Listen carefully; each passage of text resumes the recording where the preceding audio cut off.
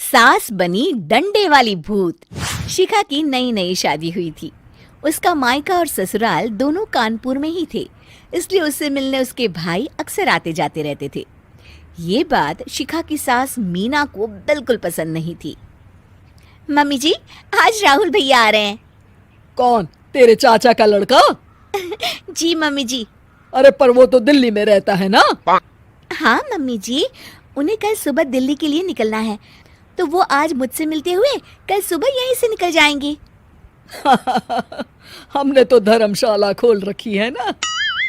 कुछ कहा क्या मम्मी जी? मैंने कहा हाँ हाँ, आने दे तेरे भैया को, जमकर खातिरदारी करेंगे। अब तो कुछ करना ही पड़ेगा, इससे पहले कि मेरा घर धर्मशाला बन जाए। ये कैसी बातें कर रही हो मीना? सच ही तो कह रही हूँ। अभी इसकी शादी को साल भर भी नहीं हुआ और आए दिन इसके घर वाले आ धमकते हैं।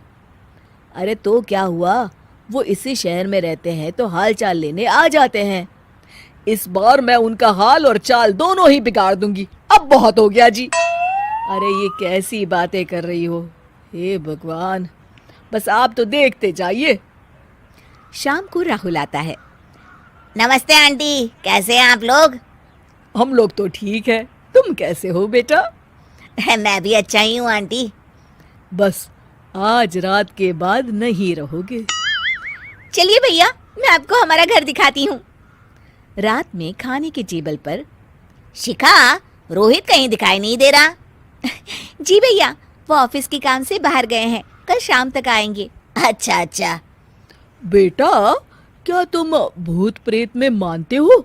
नहीं नहीं आंटी जी, पर अचानक आपको ये ख्याल कहाँ से आ गया? पता नहीं क्यों, कभी कभी मुझे लगता है जैसे रात के समय बैठक में कोई घूमता रहता है। ये आप क्या कह रही हैं मम्मी जी?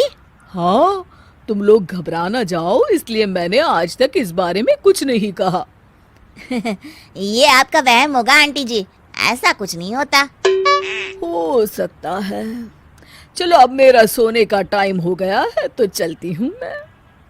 शिखा बेटा, राहुल के सोने की व्यवस्था वहीं दीवान पर कर देना। जी पापा जी। अब चलिए भी। अच्छा, तो बैठक में सोने वाले हैं साहबजादे। क्या बड़बड़ा रही हो? कुछ नहीं, आप सो जाइए। मीना और महेश के सोने के बाद शिखा और राहुल आपस में बात कर रहे होते हैं, तभी डोरबेल बजती है। अरे आप! सरप्राइज! काम जल्दी खत्म हो गया तो मैं आज ही चला आया। ये तो बहुत अच्छा किया। देखिए राहुल भैया भी आए हुए हैं, आप दोनों का मिलना भी हो जाएगा। कैसे हो रोहित? मैं तो ठीक हूँ भैया। शिखा, मैं भी आज यहीं सो जाता हूँ, राहुल भैया से बातचीत भी हो जाएगी। अच्छा अच्छा, ठीक है। मीना आधी रात को उठती है, कंबल मुंह से पैर तक ओढ़ के डंडा लेके बैठक में आती है और देखती है दीवान पर चादर ओढ़े कोई लेटा हुआ है। देखो तो कैसे मजे से सो रहा है बहन के ससुराल में। मीना ताबड़तोड़ 4-5 डंडे मार देती है। अरे मर गया, अरे बचाओ बचाओ, कौन है? मीना जल्दी से अपने कमरे में भाग जाती है। हे भगवान, ये मैंने क्या किया? ये रोहित कहाँ से आ गया?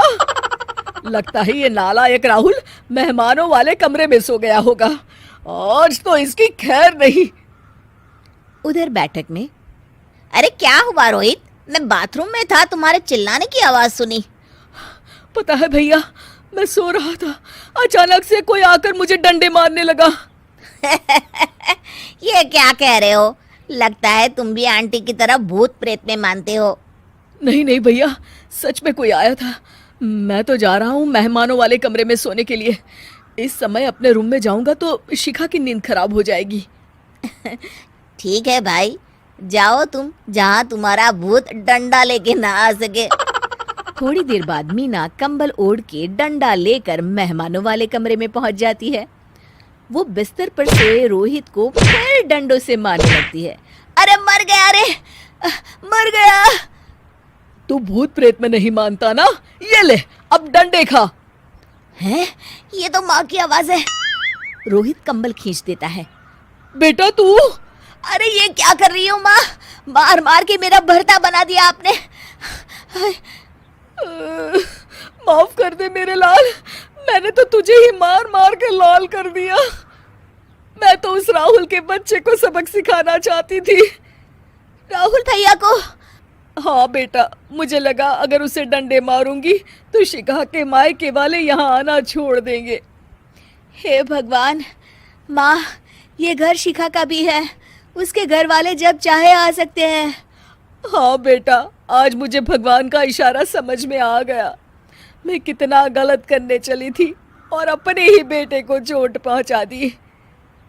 अब चुपचाप जाके सो जाओ माँ, और किसी को कुछ बताने की जरूरत भी नहीं है। शिक्षा दूसरों का बुरा चाहने वालों के साथ भी बुरा ही होता है। नमस्कार दोस्तों, हमारे स्टोरी चैनल पर आपका स्वागत है, जहां हम लाए हैं अनोखी और दिलचस्प कहानियां।